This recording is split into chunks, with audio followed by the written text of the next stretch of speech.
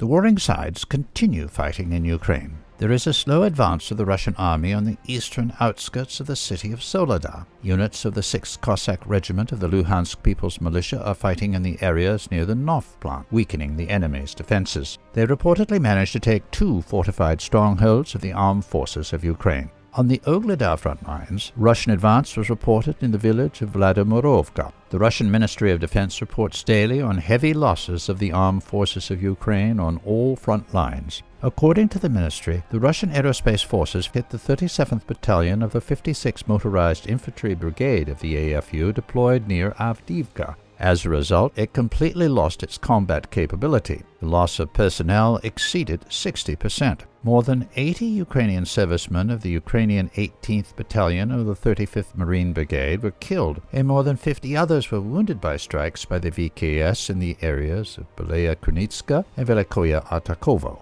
Russian artillery killed more than 250 Ukrainian servicemen of the 95th Airborne Assault Brigade in the area of the settlement of Mazinovka of the Donetsk People's Republic. Russian forces hit a temporary base of foreign mercenaries in the city of Kharkov. As a result, more than 90 militants were killed. In the Mykolaiv region, about 60 Ukrainian soldiers and 8 units of military equipment were destroyed by the VKS near the town of Posad-Porovskoye. The strikes hit the temporary deployment point of the 1st Battalion of the 28th Mechanized Brigade of the Armed Forces of Ukraine. It was reported last night that Russian missiles struck the Ukrainian facilities in the town of Zatoka in the Odessa region. According to unconfirmed reports, about 300 Ukrainian servicemen and foreign mercenaries were killed. The Ukrainian military is responding with strikes on the Donetsk and Luhansk People's Republics, including on civilians. Over the past day, 379 Ukrainian munitions hit the territory of the DPR. As a result, 1 civilian died in the village of Krasny Liman. Ukrainian forces also hit the village of Pervomaisky using American HIMARS MLRS. 1 civilian was killed and 3 others were injured as a result of the shelling. In total, 80 civilians have been killed and 253 injured in the LPR in 6 months. The Ukrainian military continues shelling the city of Ugledar.